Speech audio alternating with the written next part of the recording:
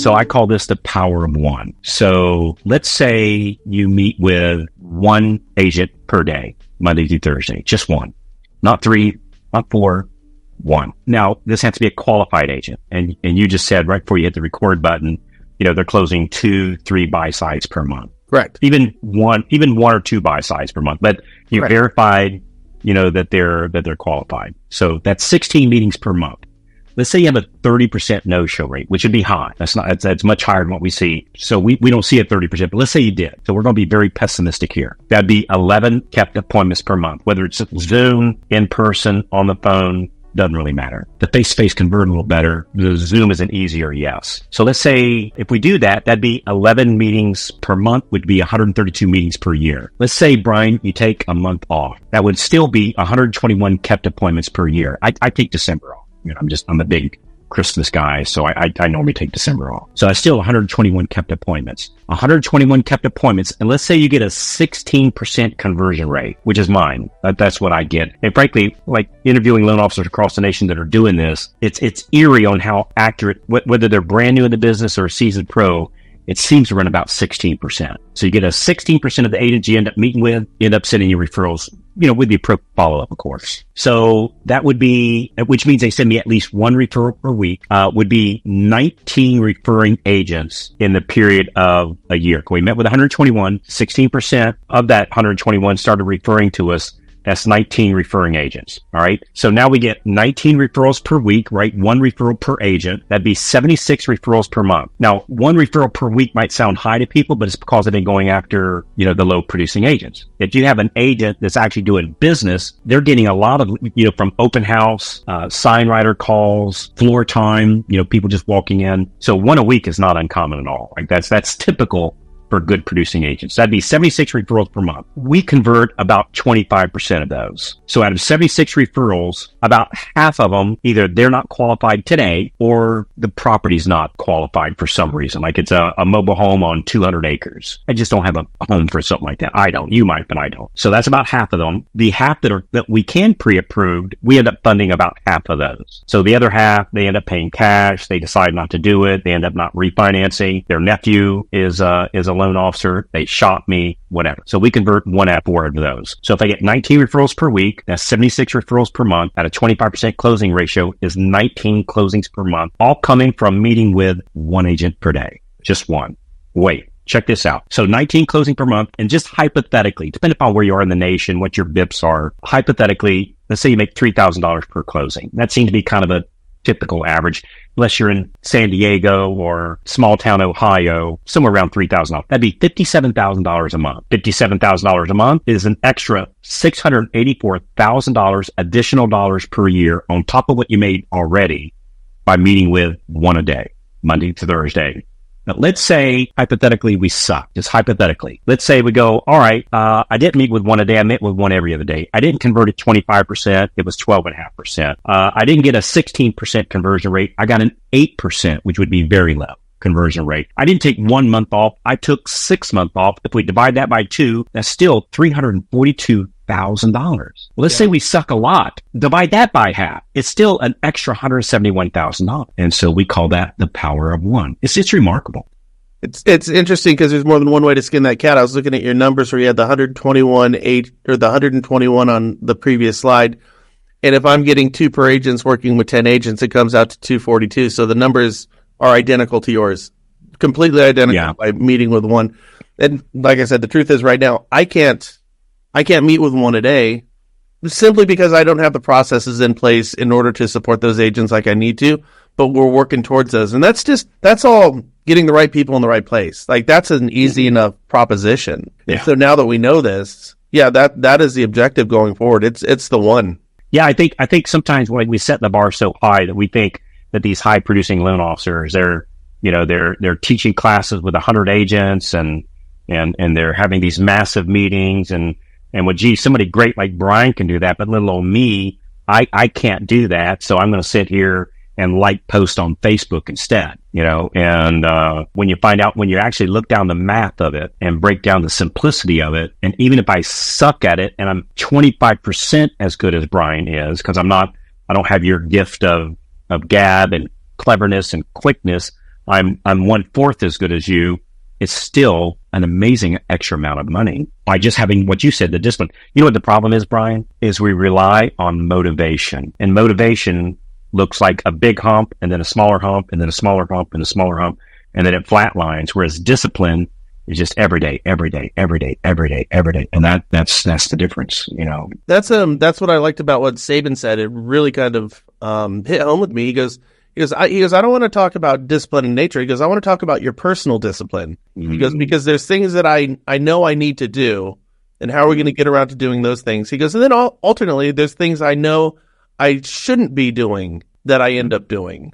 So which one of these two are we? And I think it's really kind of understanding that we have to have the discipline more than our feelings, because it's one or the other. My feelings are, I want to go screw off and do like the personal selfish thing. The discipline says you got to put that stuff, on ice until you get the things you need done. And to your point here, how hard would it be? Most people think the bottleneck is going to be on getting that one meeting per day. That's the easy part. That's the easy part. Hey, folks. Hey, today's episode is going to be a little bit different. See, usually, as I'm seeing it, this guy over here is the one doing the interviewing, asking the tough questions, kind of stirring the pot and poking the mortgage bear on the regular. But today we're flipping the script. So my name is Carl White, and I've got the honor of interviewing a man who's part watchdog, part wisecracker, but always worth watching.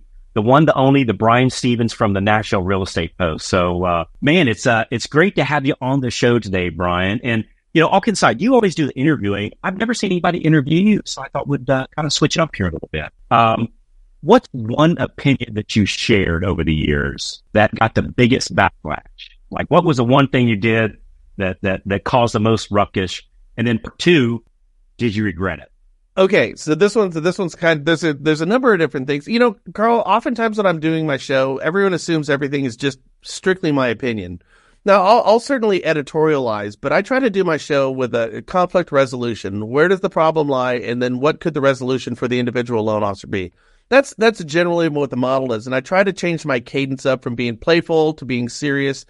But our content's always serious, but my delivery sometimes will rub people a little bit the wrong way. I do remember years and years ago, I did a show on the American Red Cross. And what I discovered was the American Red Cross, they own real estate like nobody's business. I mean, they have multi-million-dollar mansions all through Southern California, all up in the Hollywood Hills, all up through the Silicon Valley. I mean, the nicest places in the world. They have absolute mega mansions. And I simply posed the question because it was kind of in that real estate game. Is this a role that the Red Cross should be playing? If they're out there to help folks who are in dire needs, and listen, I know I've learned it the hard way. The Red Cross does a ton of great work. I'm just saying, do we need to be driving Bentleys and living in $100 million mansions? And that's what they have. And I consistently got a ton of negative feedback with people who were fiercely defensive of the Red Cross. And that really did kind of teach me that I got to, not just with my audience, but anybody's audience, you have to really be cognizant of the people who are listening to you. I'll give you another example. Me and Frank had a speaking event in North Carolina, Charlotte, North Carolina. And, for me, that's cross country. Yeah. So I try not to back-to-back those things because it's just too much time on a plane. Too much time on the road getting away from my show. So we got a phone call and they said, "Hey, Brian, do you want to come to Pennsylvania and speak at our MBA meeting?" And I said, "Man, we're doing Charlotte like 4 days, after that. So I don't think it's going to work. We're going to have to pass." They said, "Well, we thought you might say that. We heard you're a history buff. We're going to be doing this at Gettysburg." I said, "Pick my ticket. We'll be there." I'm in. And yeah, totally, 100%. And man, if you've never had a chance to go see Gettysburg, it will put chills up on your arms. It's absolutely amazing. So me and Frank then, we decided that rather than fly across country, we were going to drive down the eastern seaboard, down the coast, and we were hitting up different Civil War historic sites and different Revolutionary War historic sites. And, it's stunningly beautiful up in the Blue Ridge Mountains in Appalachia. It's just incredible. And so when we got down to Charlotte, North Carolina, right before I started speaking, I said, "Well, listen," I go, we're from California. We're those guys. And, we had a chance to go to Gettysburg and we got to go through Appalachia and we went to all these Civil War battlefields. And I said, "We think we have a monopoly on beauty where we live. We certainly don't, because what I just saw doesn't take a backseat to anybody." And so I did my speaking event and it was over. And some gentleman comes up to me with a big beard. He goes, "Brian, down here, we don't call it the Civil War. We call it the War of Northern Aggression." And he was dead serious. And I thought, boy, you need to understand your audience. And I think that's an important thing. And for loan officers and realtors that understand when you're in the game, you kind of got to be on your game. And so as a realtor or lender, when are you in the game? Are you in the game when you're at the store and you run into people at your kid's baseball game? Are you in the game when you're talking with your realtors? We just kind of have to be aware of that if we want to, I think, maximize our personal opportunities to, really succeed in markets that some people are finding really challenging right now. Hey, have you ever done an episode like you filmed it or you recorded it, shot it, and you said, no, that was a little too spicy. I don't think we ought to post that. Have you ever had one that you didn't post? Not because you didn't think you got the message across, but because you thought it was too spicy? Me and Frank years ago, we talked about having a paywall for a paid subscription for people who wanted what didn't make it to the show. Yeah. Because that's what my sense of humor sometimes, listen, that whole saying too soon, it doesn't really exist in my vocabulary. So some of the things that don't make it to the show, but the people might find challenging, but I'm kind of the Dave Chappelle mindset, to where you can really find humor in anything, and you can still get a serious point across with finding humor and maybe some of the darkest things. And my rule of thumb is this: if I have 15 to 20% of the people who think I'm taking it a little too far, then I'm doing something good. Because if I keep it too vanilla, then nobody's going to enjoy it. So it's the nature of my personality, but. So the long-winded way of saying, are there things that we've said, yeah, too far that don't make it? Absolutely. And on the flip side of that, Carl, there's times I thought I've written the greatest shows on the face of the planet. Like, boy, these are going to go haywire, and they fall flat on their face. And there's times that I've written shows where I thought, boy, this one's not going to do anything, and it went nuts. I had one time when Hillary was running for president. And again, I don't want to get into politics on this. It's not the intent. It's about the views. That's the intention. But she said something on a show that was fundamentally wrong about Fannie Mae and Freddie Mac loans. And her response was, again, this is probably one of those sensitivity areas that might rub some people the wrong way. So just understand this is not my point. And she said, well, if that was a person of color, they would have got that loan. And so I quickly shot a video, no editing, and I said, that's not true. I said, these are all going through an AUS right now. And if anything, you have to look at what these politicians have set up with low-level price adjustments, because you could actually make an argument that some of those are certainly steering based on credit scores, based on loan-to-value, based on socioeconomic issues. You could almost make that argument, but no, Hillary's wrong you're wrong on this one. I shot that one, sent it away. The next morning I wake up, it's got 400,000 views. And I got at the time, the Mortgage Bankers Association president, Dave Stevens, who was working in the Obama administration. He sent me a message that morning and said, hey, Hillary just watched your video 5 minutes ago. And I thought, oh my God, she's going to hate this. So, it's just, you just never know, but I think it's a consistency of doing it. I think consistency, which is the best friend of all of us, are in sales. As we were just speaking about a couple moments ago, I think consistency is wildly, wildly underrated. For a loan officer, if I speak with them and they say, do you think this is a good idea? Yes, it's a good idea. You didn't even listen to what it is. I'm like, if you think that it might be a good idea, the only way for you to figure out if it is or it isn't is if you actually do it. And the worst case scenario is it falls flat on its face and you check the box and say, don't do that one again and move on to something else. Of course, people like you, Carl, with, you've got great strategies that you work with loan officers on. Some of the numbers that we just went over, they make perfect sense. I think for those who are looking for inspiration, there's great strategies that we can go out there. But my best friend over 20 years of doing this has been the consistency. Just a shift here, just real quick. Sure. Ready to wrap this up. So as far as the mortgage world itself, if you had to bet, is it here going to be better, worse, or weird? Where do you think this year, 2020? I'm just a guy, right? I just looked at a study that was put out, and it was Fannie, it was Freddie, it was HUD, it was the FDIC, the Treasury, the Fed Reserve Board, and all their top economists. They came together and they blended all of these numbers. And I'll send it over to you, but the stats are pretty clear. Rates are going, according to all, not me. These are people who have better degrees than me, who are plugged in, to the decision makers and are the decision makers of our economy. Now, according to all of them, we're going to see interest rates drop by about 50 basis points over the next 18 months. So I would have to kind of lean on them. My numbers, I'm screwing them up, but it's going to be fairly close. But when we look at existing homes, we're going from something like 4.5 million to 4.9 million to 5.111 million. I'm sure on that one in 2026. So everything should be trending in the right direction. And here's what loan officers really have to understand. When you look at states like California and Florida, where we're in, we really are the trendsetters for the market. And when you look at what's taking place in Florida right now, the only thing I see is affordability is coming back. Those people who I qualified before who simply can't buy in the market that I'm in today might be able to buy in the market tomorrow. Now, I can't control what the Fed's going to do. I can't control what the Treasury is going to do. I can't control our AUS, but I can impact that one person who's either going to buy or not buy a house. So the market that we're going into is giving me more personal autonomy over my success. And so I like my chances when a little bit more of that control shifts back over to me. All the numbers are trending in the right direction.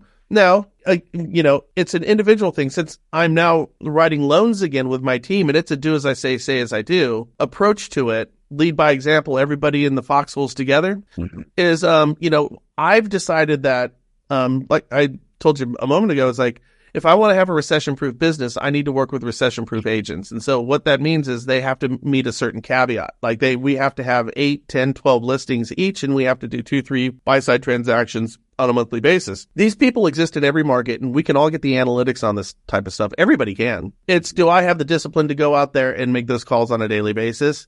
To have my value proposition. And then my bottleneck is following up with those agents. None of this is wildly difficult. But what I've discovered is if I can do that, then I can go ahead and create that recession-proof business. So again, long-winded way. Yeah, things are going to get better. I think this spring, I think we're starting to see, our numbers trending in the right direction. But I think for my individual, business too, what we're going to see in the next 18 months based on all of these agencies is just going to make that load we need to carry a little bit lighter for us. But as I know you would say, imagine if you didn't carry that lighter load. Imagine if you just went out there and really just put the pedal to the metal in a market that's going to be improving. You have a loan officer, you can certainly go ahead and make up for lost time. Man, good stuff. Hey, I know we're running a little on time, but I got two Sure. more questions I want to ask if I can. You've never been shy about calling out the industry. What's one thing that drives you absolutely crazy right now? Or what's one thing that, if you were king of the mortgage world, you'd outlaw this very minute? It's funny. I was actually thinking about that taking a shower this morning, and a couple of things. The first one is that we're held to a standard that no other profession is held to. And what I mean by that is when you look at our strict enforcement times that we've had in the mortgage market, they're making it impossible. I think the desire to make it more difficult for somebody to go ahead and succeed in a market based on how the structure of the mortgage market is kind of set up. Giving a thing of value could be misconstrued so many different ways and misinterpreted. And I'm thinking to myself, why can't that loan officer go out there and make those calls with those real estate agents? Go work those open houses. Or, when you have your, the big one, right, that loan officers would complain about is the, new home construction in-house lenders. And we know those guys are in bed with each other. And one of the concerns is Bill Pulte is now running the FHFA, and Bill Pulte is the grandson of the builder Pulte. Those would be the two that really kind of jump out at me as just marketing is a reasonable place to be. Now, I just read yesterday, Carl, and when you look at how highly regulated our industry is to make sure that we're doing a good job by our consumers, and the market will dictate that. If I start offering rates that are 2% higher, I'm not going to be in business. The market will, in fact, dictate that, and we have enough checks and balances in place with our real estate agent partners out there to where they're not going to work with me if I'm way out of whack with rates or way out of whack with my underwriting or I do a bad job.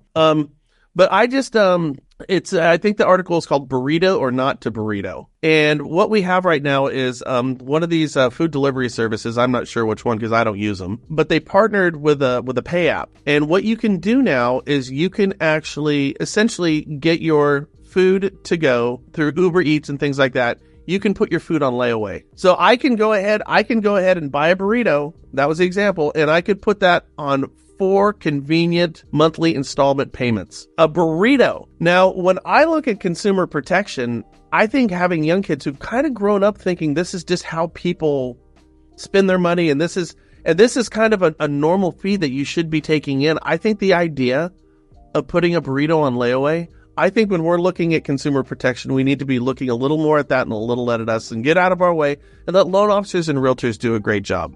That's pretty startling. So putting that burrito on a payment plan. All right. Last question. Sure. if you could leave loan officers here, your large audience that you've had for years, one sentence of advice, what would it be? If you were to distill it down to, I think it's simplest denominators. I think it's be consistent. Just be consistent. I think inconsistency is being our own bosses. It's easy to take a Thursday and a Friday off. And I'm not saying don't take a Thursday and a Friday off, but just make sure you know you're going to do it on a Tuesday. I think if you're consistent, we don't have the bar set too high. Let's just be honest. We can go ahead and earn the business of the people we need to get now if we chose a path, and people know the paths. I think by and large they do. We all need inspiration sometimes. I think consistency becomes the bottleneck for a lot of folks. Yeah, my word of the year or for this year is simplicity. Yeah. Simplicity, because simplicity leads to exactly what you're saying, discipline. If it's not too hard, I can do it. Yep. If you tell me, hey, Carl, I need you to run 100 miles a day, it's too complicated. Yep. Hey, give me 1 mile like this week. That simplicity. So good for you. Hey, Brian, thanks so much for hijacking your show here and put you on the spotlight for once. I could have another hour and maybe we'll get you on my podcast and do just that. I'd love it. But you've spent years giving a voice, sometimes loud, sometimes sharp, but always needed. And to everyone watching, if you've ever wondered kind of some of the things that make Brian tick a little bit behind the scenes, my intention of doing this was kind of give you a little behind the curtains view. So I'm Carl White. This has been a rare episode of the National Real Estate Post where the interviewer becomes interviewed, and we'll see you next time. So subscribe, like, and share the episodes, and we'll see you tomorrow morning right here on the National Real Estate Post.